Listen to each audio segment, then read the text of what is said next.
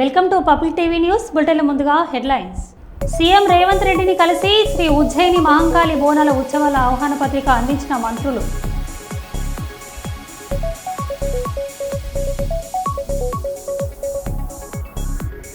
వరంగల్ ఎంజీఎంలో రోగి సిబ్బంది అటెండర్ల మధ్య వసూళ్ల వార్.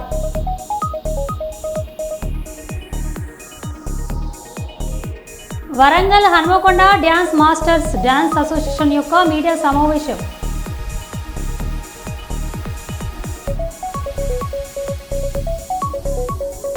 రాజాసింగ్ బీజేపీ ఎమ్మెల్యే హైదరాబాద్లో విడుదల చేసిన పత్రికా ప్రకటన.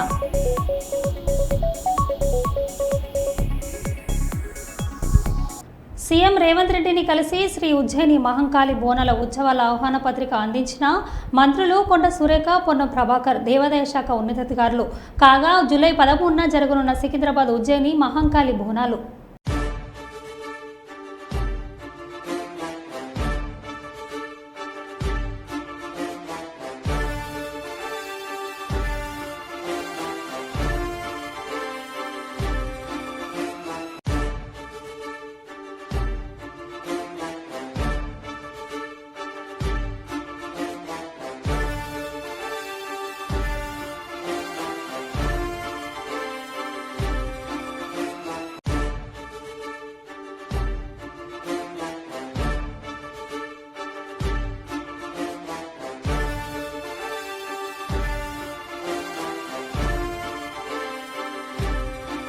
అటు ఇటు ప్రాజెక్టులపై కాంగ్రెస్ మాట్లాడుతుంది. అక్కడ టీఆర్ఎస్ బీజేపీ మౌనం, ఇక్కడ కూటమి ఎస్ఆర్సీపీ మౌనం. ఆంధ్రప్రదేశ్ రాష్ట్రంలో అటు తెలంగాణ, ఆంధ్రప్రదేశ్ రాష్ట్రాల్లో ప్రాజెక్టులపై కాంగ్రెస్ పార్టీ నాయకులు మాట్లాడడం హర్షించదగ్గ విషయం. అయితే అటు తెలంగాణలో ప్రతిపక్షంలో ఉన్న బీఆర్ఎస్ బీజేపీ బలంగా ఉన్న ప్రాజెక్టులపై మౌనంగా ఉంటున్నారు. ఇటు ఆంధ్రప్రదేశ్లో కూటమి పార్టీ వారు, వైఎస్ఆర్సీపీ పార్టీ నాయకులు మౌనంగా ఉంటున్నారు. కర్నూలు జిల్లా బ్యూరో చీఫ్ మీసాల రామస్వామి అందిస్తున్న ప్రత్యేక కథనం. ఇక వివరాల్లోకి వెళ్తే, కృష్ణానదిపై తెలంగాణ ప్రభుత్వం రంగారెడ్డి ప్రాజెక్టులు, డిండి అక్రమాల ప్రాజెక్టులు నిర్మిస్తోందని అడ్డుకోవాలని కాంగ్రెస్ సీనియర్ నేత తులసిరెడ్డి చెబుతున్నారు. ఏపీలో బనకచెర్ల ప్రాజెక్టు నిర్మాణాన్ని అడ్డుకున్నందుకు ఎంతవరకైనా పోరాడుతానని కాంగ్రెస్ పార్టీ మంత్రివర్గం నిర్ణయించుకుంది. ఏపీ, తెలంగాణ నిర్మాణం అవుతున్న ప్రాజెక్టులపై అక్రమమేది, సక్రమమేది ఆ పార్టీలు స్పందిస్తాయో లేదో వేచి చూద్దామన్నారు.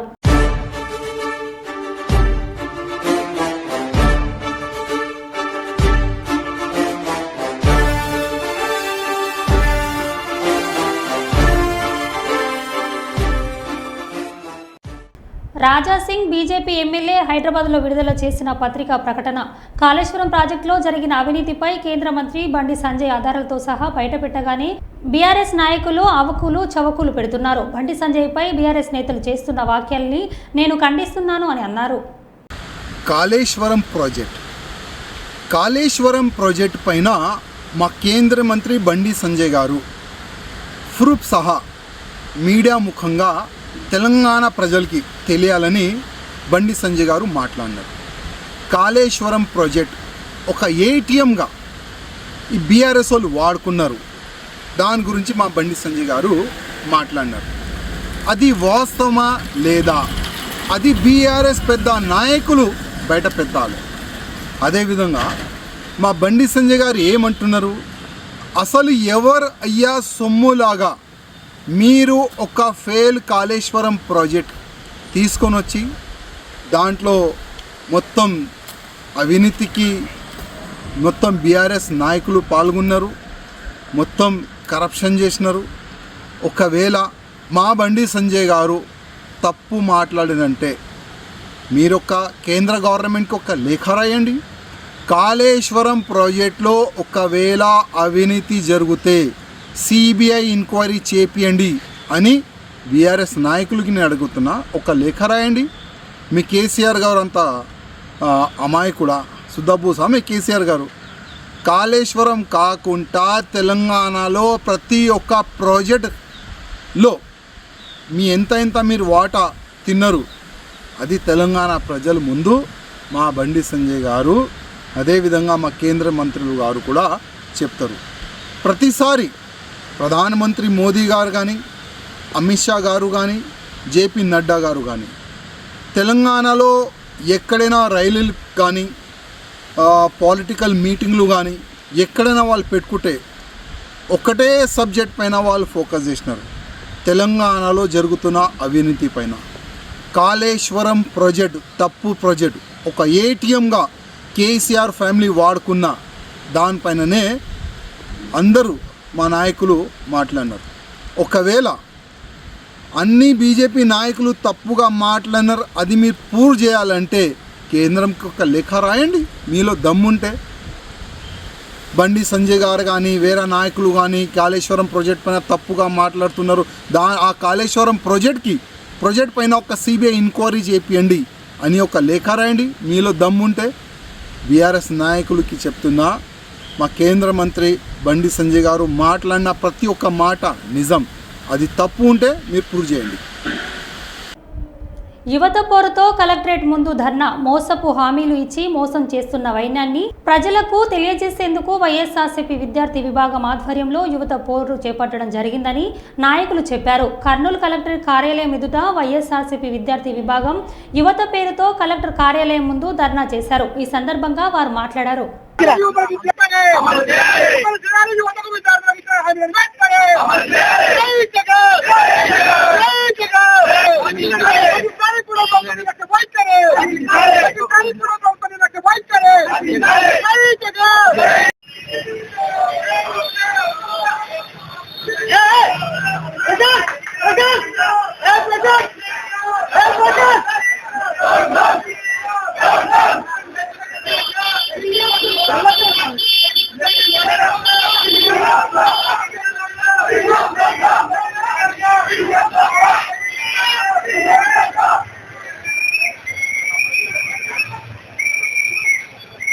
నమస్కారం.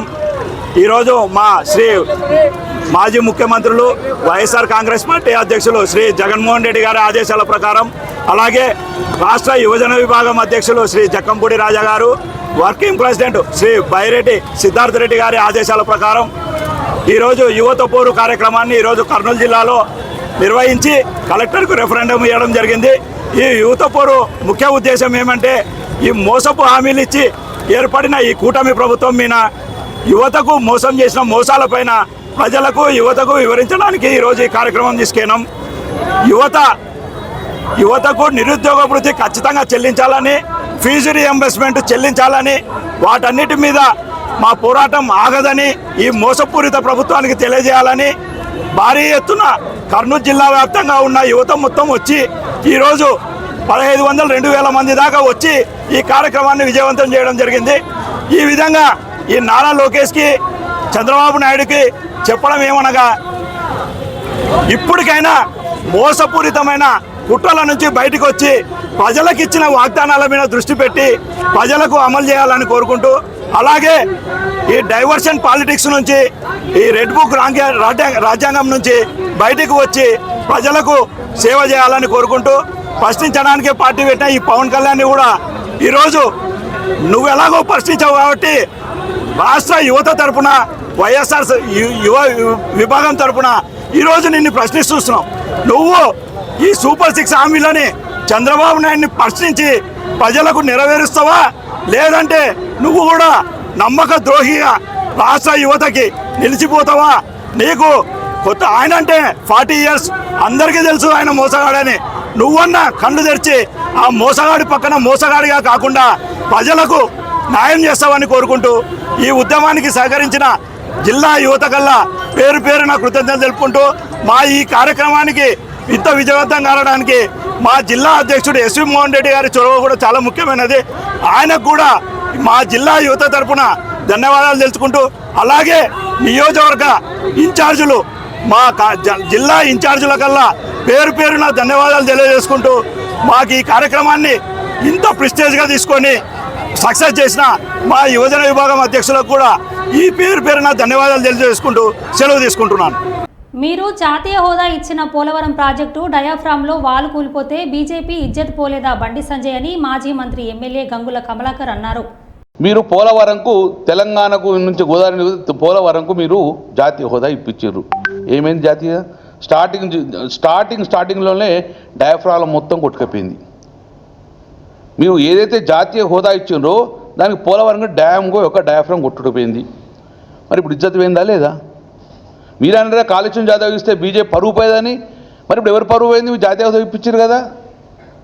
కాబట్టి పోలవరంకి మీరు జాతీయ హోదా ఇప్పించారు, ఎన్డీఏ భాగస్వామ్యం అక్కడ కట్టింది కాబట్టి పోయింది కాబట్టి ఇప్పుడు ఎవరి ఇజ్జత్ పోయిందో ఒక్కసారి మీరు చూసుకోండి. ఈరోజు ఉత్తరాంధ్ర ఆరాధ్య దైవం ప్రముఖ పుణ్యక్షేత్రముగా విరజిల్లుతున్న సింహాచలం శ్రీ వరాహ లక్ష్మీ నరసింహస్వామి వారి నిత్య కళ్యాణం అత్యంత వైభవంగా జరిగింది.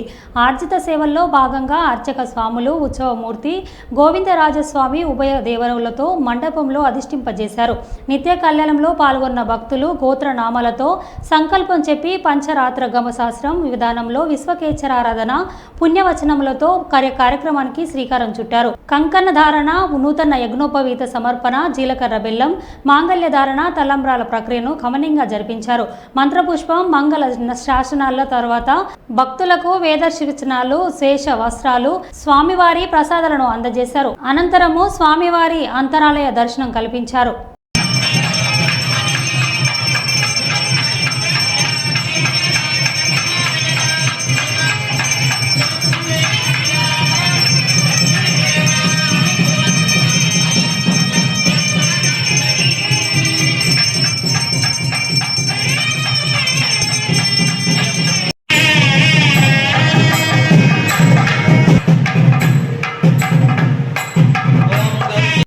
స్వామి యొక్క చరణారవింద తీర్థాన్ని మీ శిరస్సు మీద ప్రోక్షణ చేసినప్పుడు శిరస్సు వచ్చి నమస్కారం చేసుకోండి.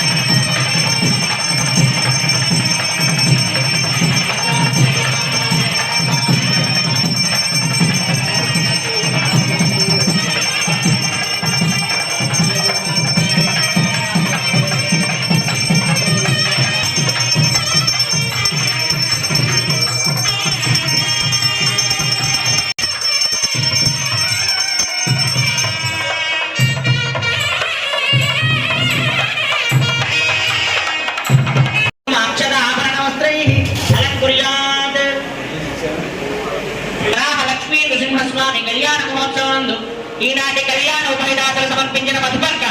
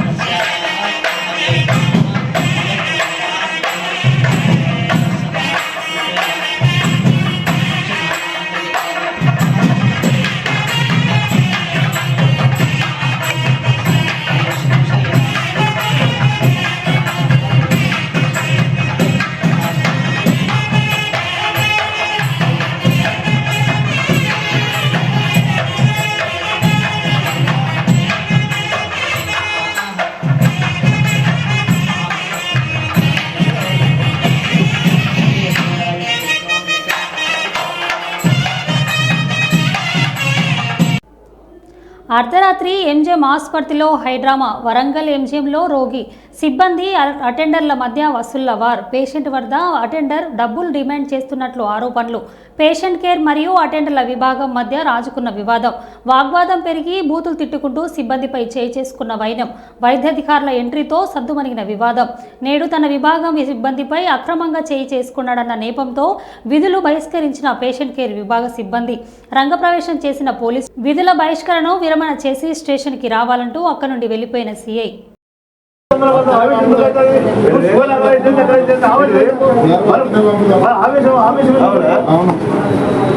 గీడి ఉంటేనే మీరు బాబు గీడి దాటిల్లు అనుకో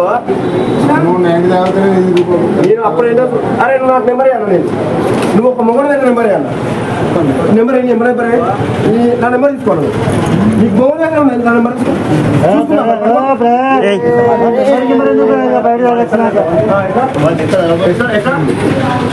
నెంబర్ తీసుకోన్నాడు ఎందుకే నువ్వు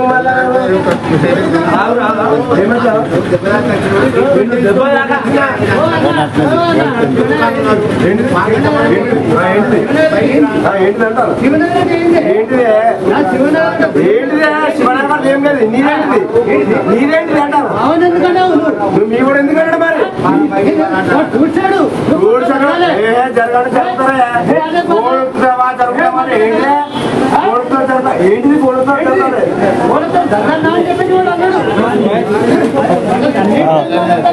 చంపితేనట రేపు పొద్దుగాల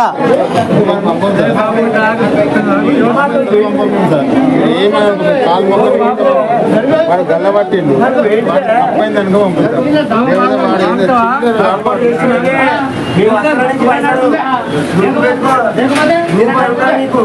రూపాయి ఉండదు నీకు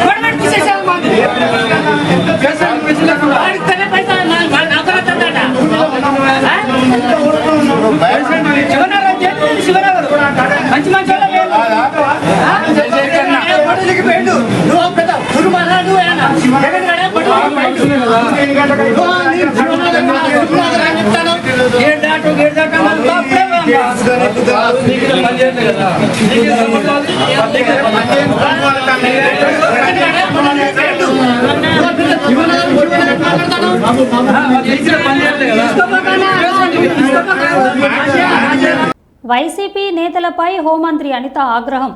జగన్ వాహనం కింద పడిపోయిన ఆ వ్యక్తిని వెంటనే ఆసుపత్రికి తరలించి ఉంటే బ్రతికేవాడన్న అనిత, ఓ వ్యక్తి అలా దారుణంగా పడిపోయి పట్టించుకోలేదని తీవ్ర విమర్శలు. దయాజాలి లేకుండా ఆ వ్యక్తిని ముళ్లపొదల్లో పడేశారంటూ ఫైర్. ఇద్దరు వ్యక్తులు చనిపోయిన జగన్ పర్యటన కొనసాగించారని మండిపడిన హోంమంత్రి అనిత. నోటీసులను సర్వ్ చేశారు, ఇన్ఫర్మేషన్ అనేది సర్వ్ చేశారు. ఆఫ్ కోర్స్ అయిపోయింది.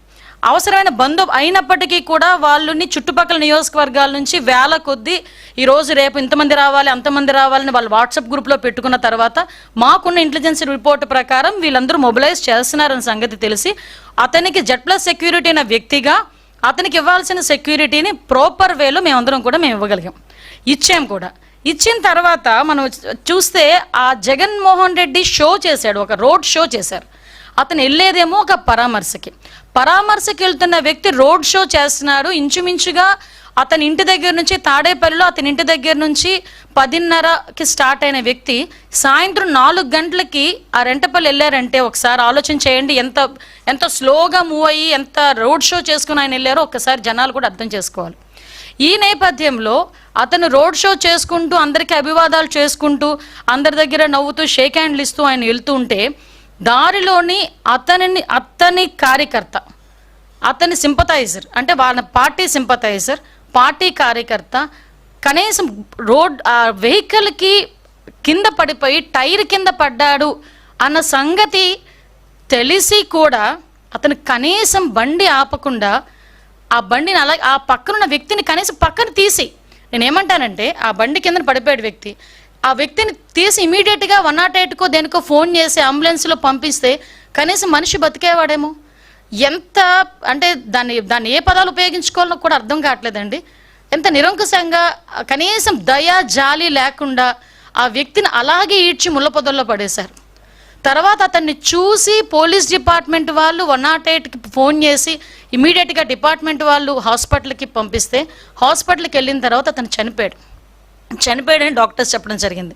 కనీసం అతను ఆ కార్ కింద పడిన తర్వాత అయినా ఇమీడియట్గా హాస్పిటల్కి పంపించి ఉంటే ఆ మనిషి బతికేవాడు కదా. అంటే ఇంత దారుణంగా దాన్ని ఏమంటారంటే కనీసం జాలి దయ లేకుండా కూడా మనుషులు ఉంటారా? మనిషి జన్మకి ఒక అర్థం ఉంటుంది. దేనంటే ఒక జాలి దయ ఎమోషన్స్ ఇవన్నీ ఉంటాయి. ఏ ఎమోషన్స్ లేని కాకి లాంటి అంకిత భావం గల ఇటువంటి ప్రధానోపాధ్యాయులు ఇంకా ఉండడం మన అదృష్టం. ఈ జనరేషన్లో పిల్లలు చేసుకున్న పుణ్యమో తల్లిదండ్రులు చేసుకున్న అదృష్టమో. ప్రభుత్వాలు కలలు కన్న ప్రపంచం. జైహో ప్రధానోపాధ్యాయ.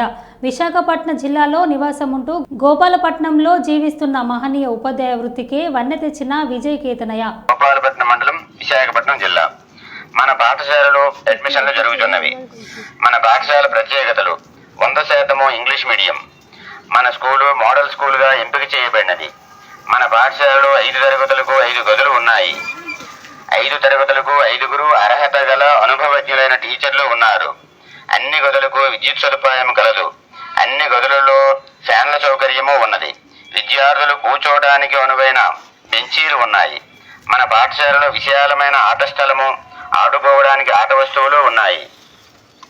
పరిశుభ్రమైన వాతావరణంలో వంటగది, భోజనశాల ఉన్నాయి. విద్యార్థులకు పరిశుభ్రమైన టాయిలెట్లు, రన్నింగ్ వాటర్ సదుపాయము ఉంది. టాయిలెట్ల క్లీనింగ్ ఆయా ఉంది.